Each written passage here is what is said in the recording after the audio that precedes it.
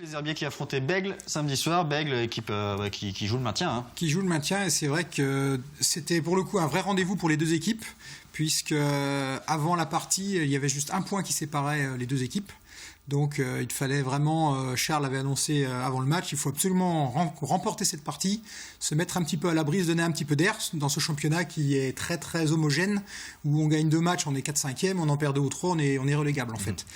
Donc dans ces conditions, dans ce contexte un peu particulier, après la minute de silence, les Herbiers ont eu un petit peu de mal à lancer sa partie. 4-5 minutes où Bègles a dominé et a fait le score, a fait la course en tête.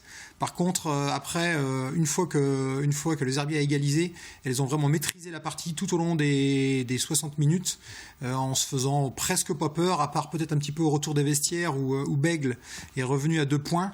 Mais en général, globalement, le match était très très bien maîtrisé, avec notamment une période en première mi-temps où elles ont très très bien défendu derrière la gardienne Christelle Brossard, qui a passé 12 minutes sans encaisser le moindre but.